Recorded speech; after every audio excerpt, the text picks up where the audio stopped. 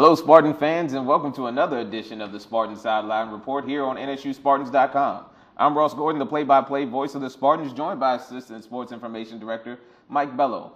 We're also joined by the Director of Track and Field and head men's track and cross-country coach Kenny Giles. First of all, Coach Giles, we welcome you to the program, and we welcome you to another edition of NSU Sideline Report. First of all, let's talk about the meet last week. Went to the Florida Relays. A lot of great competition down there. It's a high school meet, which is also combined with a college meet. A lot of good athletes. You see the stars of America there, but you also see some great talent at the collegiate level. Talk a little bit about the matchups and the things that you saw last weekend down in Florida.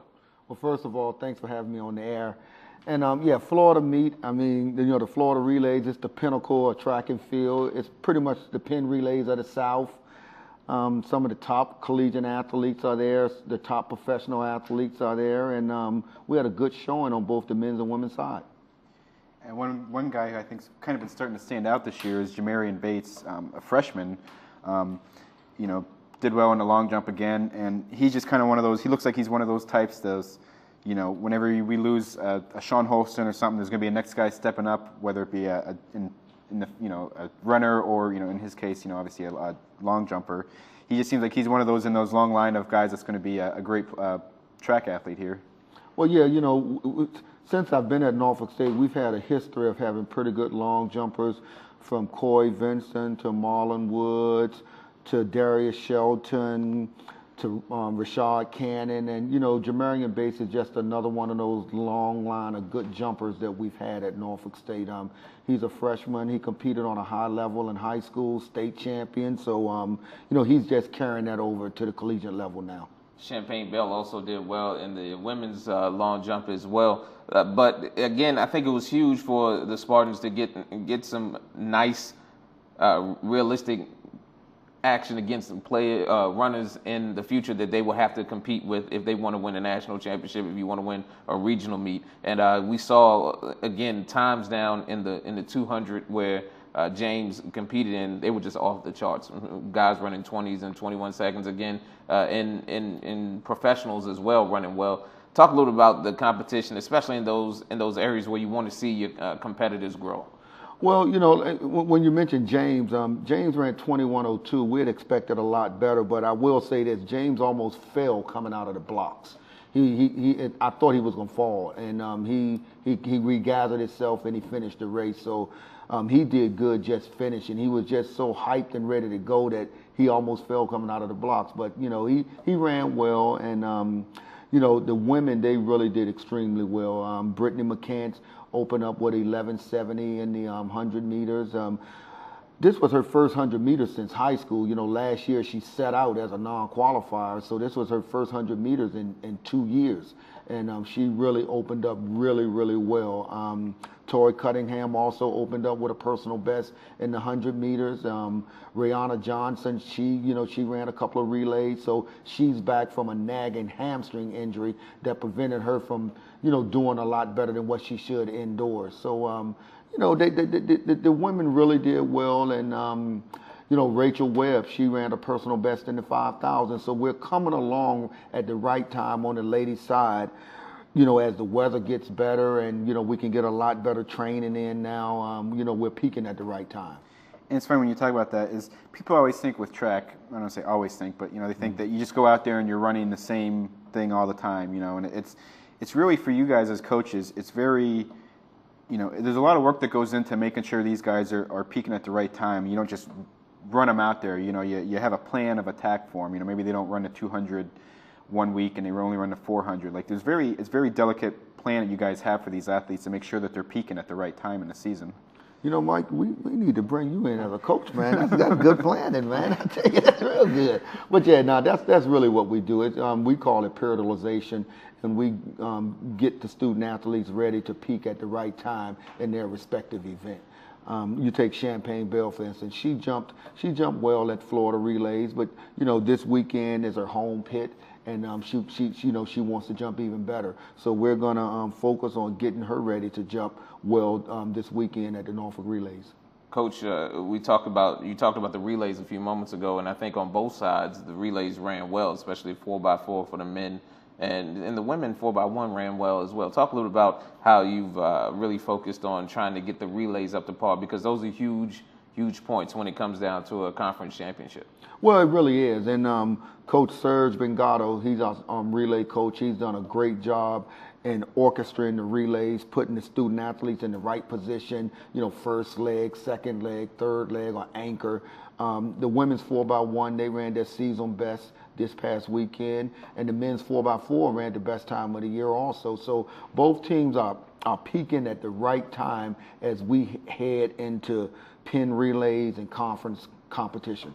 I mean, I think they're peaking at the right time, and I want to give kudos to him because he's doing a great job with those relays. Yeah, people don't realize just because the weather all of a sudden this week started turning warm that conference championships is coming up in a few weeks. So that plan of attack we were talking about earlier, it's kind of in the full swing. But this week you get to be at home. The Norfolk Relays, the NSU Relays. These guys, they all practice here at the stadium every day pretty much. They're out there competing. In practice at least. And so I guess for them it's nice that they can actually compete in a meet on the same facility that they practice every day.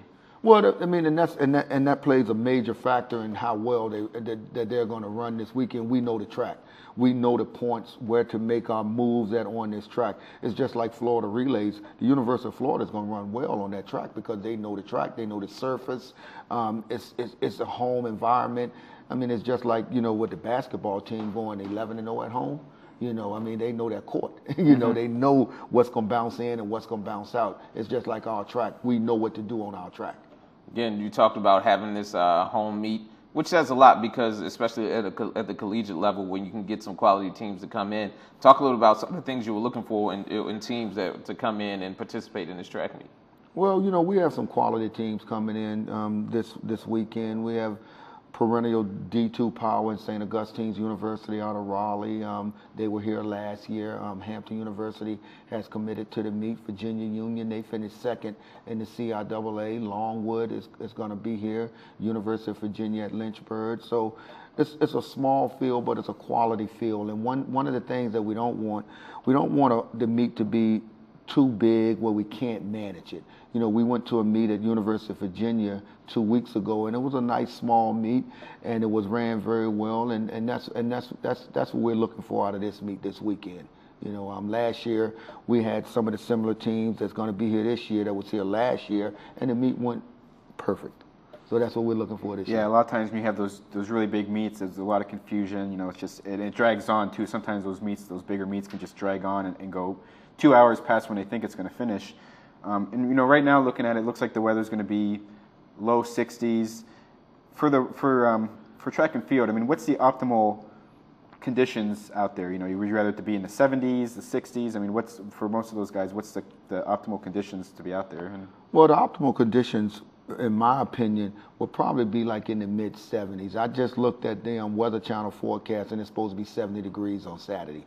So you don't want it too warm where they have to dehydrate and they have to constantly put fluids in them, and then you don't want it too cool. But at the Sydney Olympics, it was in the mid 60s there. A couple of years ago in Sydney. At Florida Relays last Friday, it was in the 60s on Friday. So Saturday it warmed up a little bit. So we're going to have ideal conditions, and both teams are prepared to run fast this weekend for our home fans.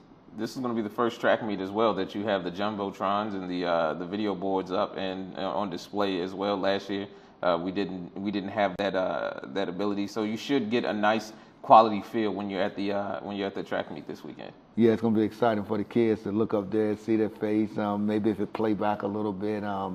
They can look at the replay like they were in Gillette Stadium somewhere. But it's going to be nice. I think the kids are going to like it. The fans are going to like it. And, I'm going to like it. $5 admission for regular for adults and $2 for children. So it's going to be it's a paid event. So come out support the event for all the fans who want to come out and see the Norfolk State University track and field program and the product that they have this year. Come out and support. It should be a good event this Saturday. Yeah, and also we're going to have Senior Day. We're going to be honoring our seniors, and the seniors have put a lot into this program. They're the ones that have gotten this program to where it is. A 4-year recruiting class that swept, indoor and outdoor championships. So they've put a lot into it. So, we like to honor them, and we like to see our fans, honor them in a nice way. Tell Coach Broad we asked about her, and we'll talk to her soon as well here on NSU Sideline Report. Thank you for stopping by. The Spartans will host the NSU Relays this Saturday at Dick Price Stadium. The field events start at 9 a.m. and the running events will begin at 10. Admission is $5. Be sure to keep up with all of the news surrounding the NSU Athletics Department by logging on to the web at www.nsuspartans.com. We would like to thank the Department of Video and Media Production and Coach Giles for their help here today. For Mike Bello, I'm Ross Gordon. Until next week, thank you for watching the NSU Spartan Sideline Report on NSUSpartans.com.